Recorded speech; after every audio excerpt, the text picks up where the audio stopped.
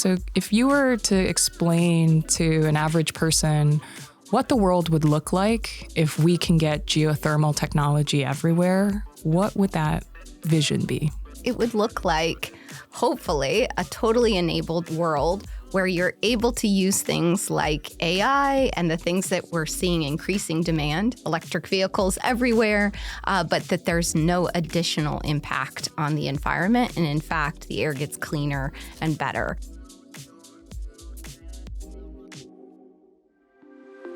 What's one thing that pretty much everyone in climate tech agrees on? When it comes to Fervo, the hype is real. They're building the largest next-generation geothermal plant in the world. They've raised hundreds of millions of dollars with relative ease. Their employees wax poetic about the company culture, and they're literally breaking new ground on geothermal technology. My guest today is Don Owens, the head of development and commercial markets at Fervo. We'll discuss how geothermal works, the barriers to expanding the technology, and what every developer needs to do to ensure their projects bring economic benefits to surrounding communities. Welcome to Future in Bloom, the show about intelligent solutions for a thriving world.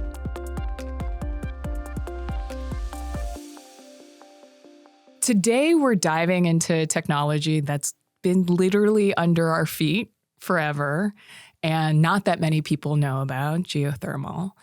I am happy to welcome Don Owens, who is an executive at Fervo Energy, and she's a VP in charge of all development and commercial markets. Don, welcome to the show. Thank you so much for having me. It's such a cool opportunity. So if you were to explain to an average person what the world would look like if we can get geothermal technology everywhere, what would that vision be? Yeah. So when you ask me, what would the world look like? Well, it would look like, hopefully, a totally enabled tech vision world where you're able to use things like AI and the things that we're seeing increasing demand, electric vehicles everywhere, but that there's no additional impact on the environment. And in fact, the air gets cleaner and better. And that's really the vision. And the vision isn't that you have to charge your vehicle at one time of day or another, but really that whenever you want to turn on the light switch, you can. And that also when you go to pay your electricity bill at the end of the month, you aren't giving away half of your paycheck to do so. I mean, really, that's the simplest vision. It's the best version of a tech-enabled future with clean air. Help us understand how traditional geothermal works and how that's different from this new geothermal technologies that have been coming out in the last several years. Well, so geothermal at its simplest form is just a renewable heat source using the Earth's heat, as you mentioned. It's been right there below our feet, and it's completely clean and 24/7. And that's really the key. It means that it's not dependent on weather, and it's possible anywhere. And that is, I think, a real key differentiator around geothermal is that it can be possible anywhere in the world. Yeah, absolutely. Okay. So traditional geothermal is like sticking a straw. And someone recently described this as like a boba straw, which I really love this. If you think of like a boba straw and you say, okay, well, the Earth has got some heat and water underneath the surface. And I'm going to kind of feel along the table of the Earth, and I'm going to see, where is this heat? And you're going to say, oh, it's warm there. So I'm going to stick my boba straw in, and I'm going to say, okay, did I hit the heat source? And then you're going to pull that water up through that straw. Now, you might have been feeling residual heat, and the heat or the water was actually just next to you. And so you have what's called a dry hole risk. This is where essentially you drill a well, and these are very expensive boba straws. They're somewhere between like $3 and $5 million per well. And so if you drill down and you actually don't hit the water source or the heat or the flow that you're expecting, then you have to try again. So you go and stab in another place, and you have to keep going until you find that exact flow in heat that you were hoping for. So that's how traditional geothermal works, and it's essential heat. You stick the straw in, you pull the hot water up, you put a power plant on the surface, you circulate that water through it, you take all the heat, and then you put the cold water back down into the Earth to heat it up. Just essentially, the Earth can act like a giant radiator. That's traditional geothermal. With In next generation geothermal, like Fervo, what we're actually doing is removing some of that uncertainty by saying, okay, well, what if I didn't have to find that exact right spot where I could find the flow? What if I could put my straw anywhere into the earth and then I could drill horizontally? So going down and horizontally and then creating a series of wells and create my own permeability, which is really just a fancy word to say connection between those wells so that water can flow between them, increasing that surface area of the radiator that we're creating, kind of creating our own little engineered sub-earth radiator.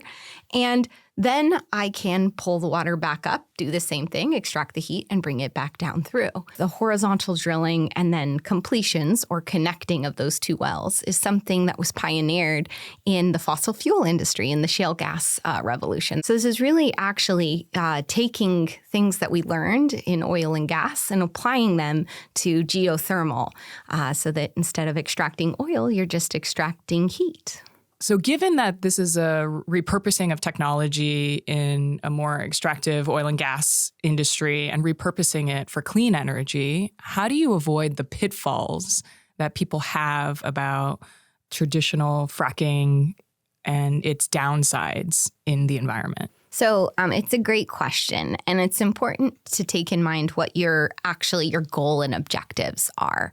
So if you are fracking for oil and gas, you're actually going into systems where you're specifically seeking oil and gas, and that's a totally different system than what we're talking about here. What we're talking about is just water, hot water, and rock systems. Really what we're talking about is just using stimulation to connect two wells, the two Boba straws, so that water that's already existing in the surface can flow between them so that we can extract more heat. Our intent in the whole system underground is different than what you're trying to do in oil and gas. So enhanced geothermal is looking at using the perfect natural conditions of regular geothermal. So you're having the permeable rock, having heat and having water. And instead of searching for that perfect spot, you're creating the conditions for that.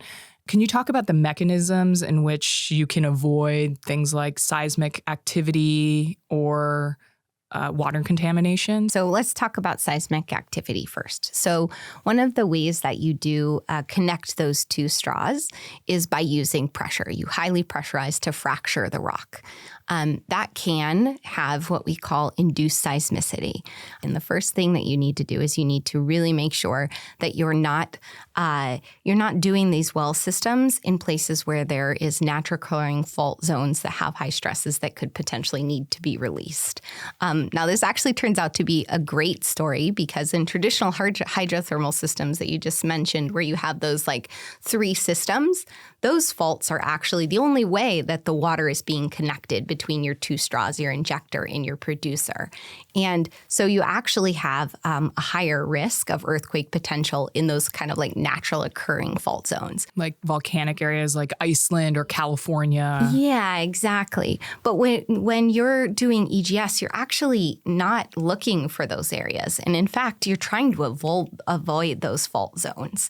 So that's the first thing, is making sure that you are using advanced techniques to make sure that you're fully characterizing your subsurface and planning your well field carefully from the beginning. But that's not where you stop. Fervo also uses advanced fiber optic sensing and very advanced microseismic networks to very, very carefully monitor the entire time we're doing one of these processes. And then we use a stoplight system. And if we start to detect even the smallest vibration, there's a mitigation protocol, which may be slow down, wait, stop completely. And those things can totally prevent any induced seismicity or man-made created earthquakes that would have any effect on the environment. So if you stop the activity once you sense a yellow or red zone, how does that work scientifically that the seismic activity stops? And how do you know that starting it again in 24 hours won't stimulate it again? Yeah, that's a great question. And one that, like, for the total right answer, we should ask some of our engineers and our reservoir engineers, but I'll give you my layman's perspective. So Really, like if you're sensing any seismic activity, it's due to the pressure. When you stop pumping, that pressure dissipates. And so really that completely stops as soon as you stop pumping. Now, the question of whether or not you should continue or not continue gets more complex. And this is where having really advanced and, quite frankly, AI-enabled reservoir modeling can really help you. And it really depends on what is the difference of like, why did you see that seismic activity in the first place? And you can look at certain factors. I'll use an example that if your listeners are familiar with geothermal might be thinking of in South Korea, the Pohang.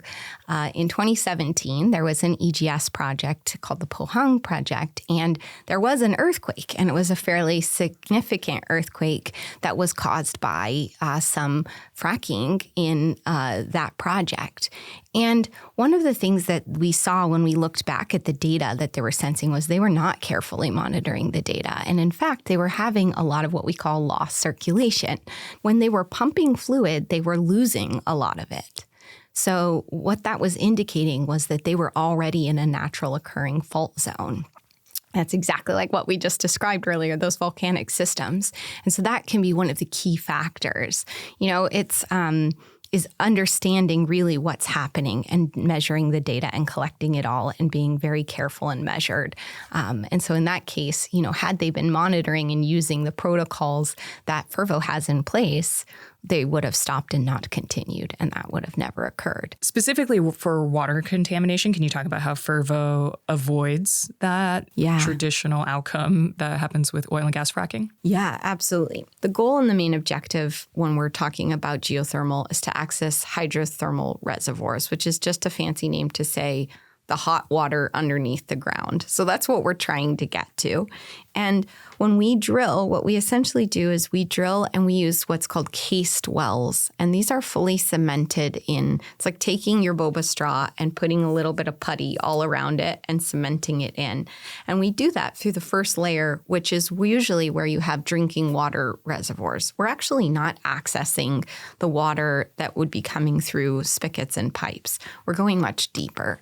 When we're going through that area, we're actually going through in fully enclosed straw and pipe that is in place. And we're going actually deeper to where you have what's called brackish water, or water that's not suitable really for anything else, that already has naturally occurring chemicals that would make it really difficult to use for anything other than just a conduit for extracting heat. And then when we're pulling it back up, it's just being recirculated back through. It's never actually even being exposed to the air. So hopefully that explains a little bit more for folks how there's very, very little chance of water contamination and a lot of protocols in place to make sure that that doesn't happen. And Google has talked about how they're trying to get to 24/7 clean energy in every hour of the day. You can do that with solar and wind and batteries up to basically 80% of their electricity needs, but they need firm dispatchable sources like geothermal to get to the other 20%. And this, I think, power purchase agreement was around their data center needs. So can you talk about kind of the growing use of AI and geothermal's fit for that? Now, energy for the first time in decades is anticipated to grow and grow massively. The Rhodium Group recently released a report that talks about this exact topic, how geothermal can handle the AI demand. But even in modest cases, it's expected to grow from just 2% of the U.S. demand to anywhere from 8 to 12%. And this report does an excellent job of laying out how if you use and co-locate geothermal next to AI and data center needs, which is the case of what we're doing there in Northern Nevada, if you can deploy that model, that you will deploy and serve that energy need anywhere from 30 to 45% cheaper. Like, those are just numbers, but to me, they mean a ton because going back to the real concept, I look at my own mother's electricity bill, and this month her electricity bill was higher because she had to turn on her heater. And so when I look at that and I say a fact like that, I don't see that as Oh, 45%. I see that as the difference between my mom being able to pay for her electricity bill by herself or having to go and ask her grown children for $200 to pay her electricity bill. I really deeply, deeply care about that. And so, when we talk about like how this can change the picture, that's how I wanted to change the picture. I want AI to be deployed because, quite frankly, I use ChatGPT every day in my work, and it's amazing. It has made me so much more productive. I want everyone to be able to use tools like that, and the potential is massive for improving people's lives. But I want it to be a world where, one, humans can actually exist, not just robots, where clean air exists, and also one where people like my mother, who are, rural bus drivers, don't get lost in that transition and their lives get worse. You've actually had a long career in energy and different kinds of energy companies. Can you talk about what brought you to geothermal and your journey here? Oh my goodness, yes. A lot of accidents and luck. So I started in the energy industry. I have a degree in regulatory economics, and I sort of fell into a job in a traditional energy company at the time called Mirant, and they were actually doing natural gas development. And I ended up staying because it was the first time that I felt challenged. I couldn't get bored. Shortly after I took that job, I ended up having my son. And I remember this very visceral moment. And I was looking at him and I was thinking, I have to do better. We have to do better. And so right when I came back from maternity leave, I started making moves to join our sustainability department, committed that I would dedicate my life to doing work that helps the earth, people, and planet, and that it could be done in a balance. You didn't have to sacrifice one or the other. So years later, my very first meeting with the co-founders of Fervo, I met with Tim Latimer first, after being hounded kind of endlessly by a mutual colleague of ours. And when I first heard about it, I just knew that I had to go work on this because, I'd been at that point, 15 years in the energy space and very, very acutely aware of what was going to happen to the energy transition. And more importantly, the cost and impact that it was going to have on real people like my mother and others who didn't go to college and are living paycheck to paycheck. So for me, it's deeply personal. Yeah. And the fact that you transitioned from working on natural gas to clean energy is one of the benefits of geothermal because it invites so many people in from the oil and gas industry. So when we talk about a just transition and transitioning all these folks who have been working their hardest at an industry that through no fault of their own is creating carbon emissions and might be interested in shifting towards an industry of the future, geothermal and clean energy companies give them that. Can you talk about some of the worker benefits that you've seen as a result of your projects? Yeah, I would love to, actually.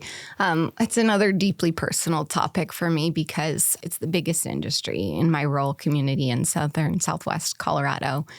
And so I know exactly what you're talking about in terms of folks that the best paying jobs are in the oil and gas fields. And the coolest part about what Fervo is doing is that because we're using the same techniques used in oil and gas, but instead applying them for a different outcome, clean fuel instead of fossil fuel, we get to use all of the same supply chain and actually all of the same workers. So a great example of this is when you go to our project site in southern Utah, you will see that, the rig that we have and is deployed for us was just previously on an oil and gas site. All of the workers there are used to drilling for gas, and now they're drilling for clean heat, which is super cool and they're all so proud because, they've also all dedicated their lives just to making the best living that they can for their families. And they're all so proud that they're able to do the same thing that they've spent years and years learning, but creating a better world.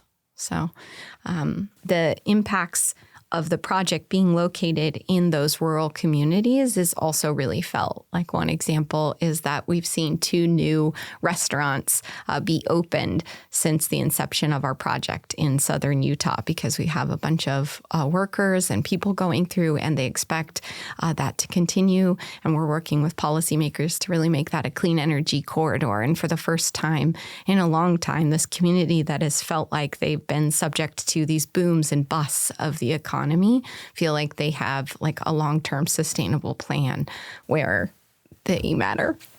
So the rural communities that have been shuttering businesses for decades are now having an opportunity to open new businesses because geothermal projects are long-term. Well, part of the reason why I asked about all the things people worry about with geothermal, seismic activity, water and contamination, all these, the folklore around it, and workers' rights, is because part of making sure these projects are durable is in making sure there's community benefits and making sure that people can see that this new infrastructure project in their backyard is actually serving them. So can you talk a little bit more about how Fervo's worked to engage communities and create community benefits outside of revitalizing rural parts of the country? Yeah, absolutely. It's core and fundamental, and that's quite frankly Sarah Jewett, who is our VP of strategy in the early days for our first project, built this amazing stakeholder engagement plan from the ground up, and not just like a desktop, like here, we're going to check boxes of who has discretionary approval for our project, which is what I was used to as a developer.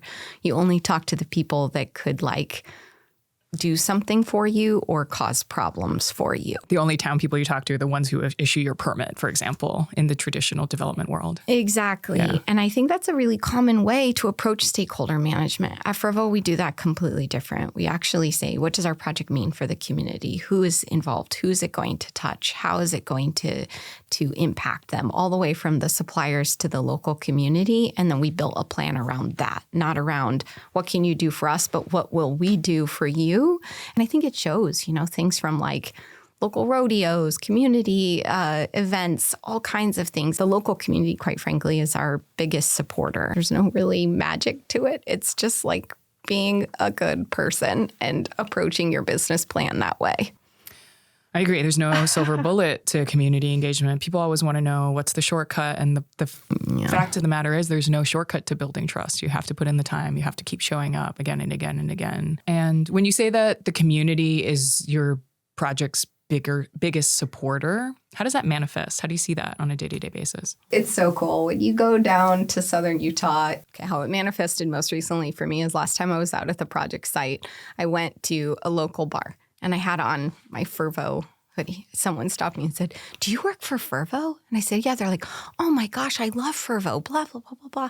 Immediately talking about how we sponsored something that, quite frankly, I wasn't even aware that we had sponsored in terms of the local fair and how much impact that had for them. And this local person actually literally just started talking to me about his child's 4-H.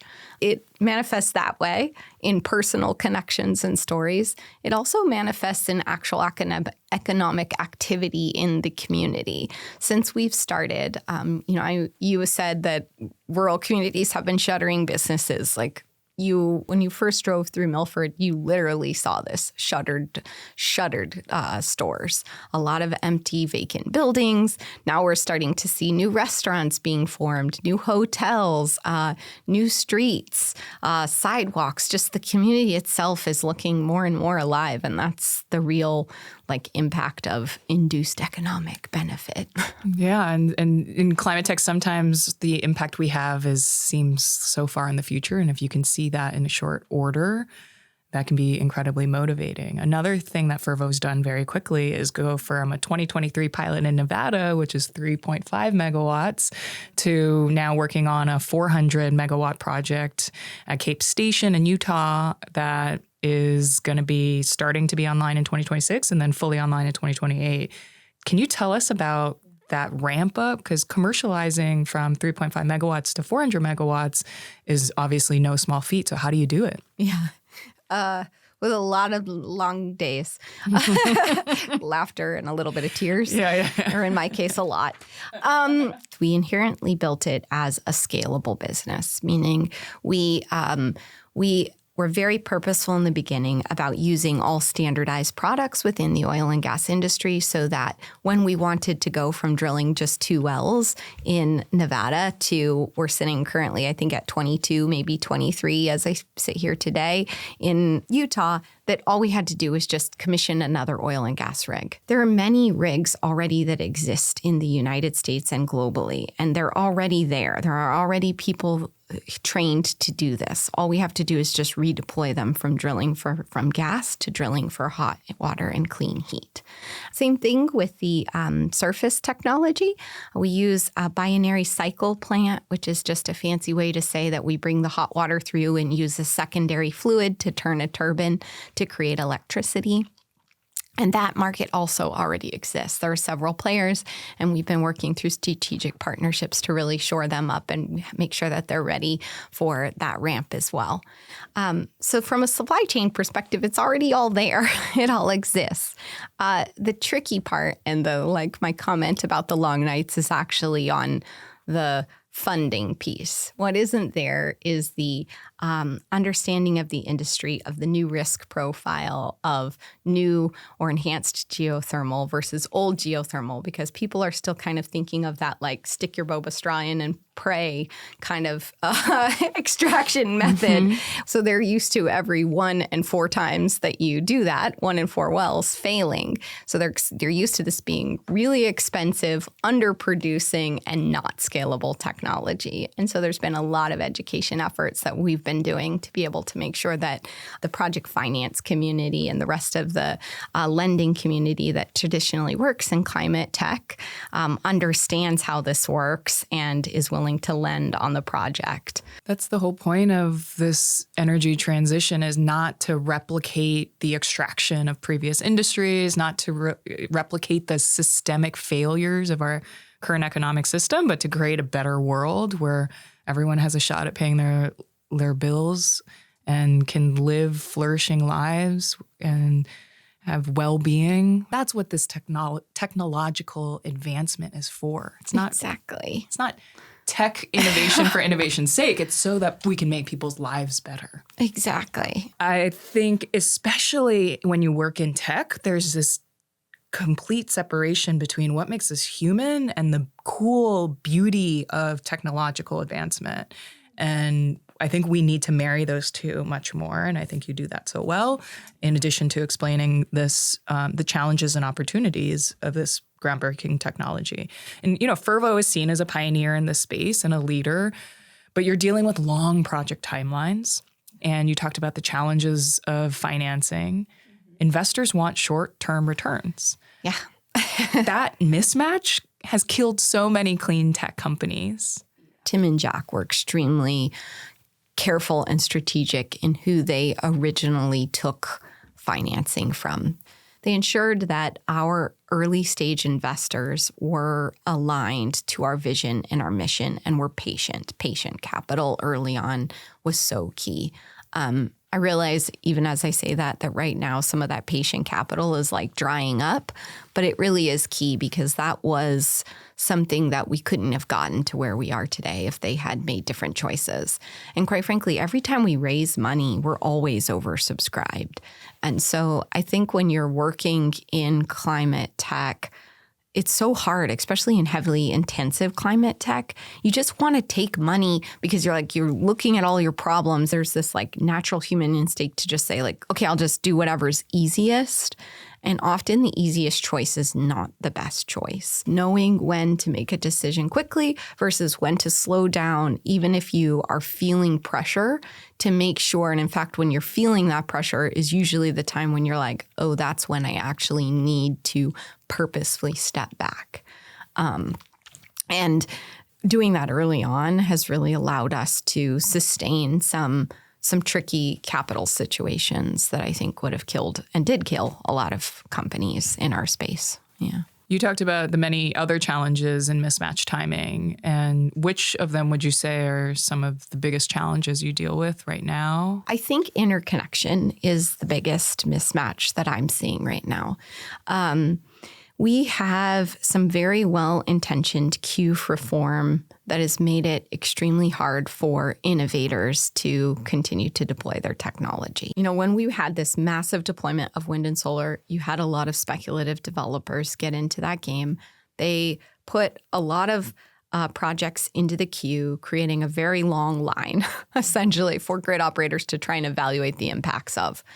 And at the time, load wasn't, or demand for electricity was not growing. And so we did what we thought was best, where we said, okay, let's look and see. We've got to cut the line. We need to figure out who of these people are actually serious and want to buy a sandwich and who doesn't, who wants to actually be on the grid.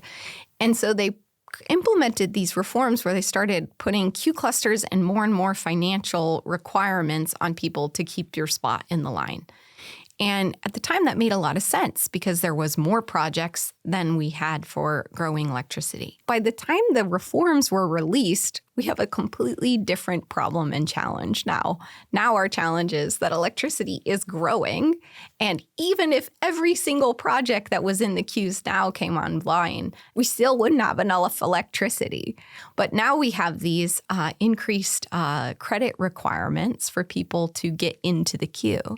And it makes it very challenging for innovators who are facing those capital challenges, those very expensive Boba straws, drilling them, deploying them, signing additional securities to off-takers. And so it's really just kind of created this really kind of backward system where we have a grid that is broken and we're asking the smallest innovators who are really have the solutions we need to front the financial obligation for that. And it's just it's a really big problem right now. Yeah, when the last DOE Secretary, Granholm, was asked what's her biggest regret about her tenure, she's like, that we didn't get any grid modernization money in the climate bill. That is a real fault, and we're not likely to see that happen. And so, what in your mind would solve for that?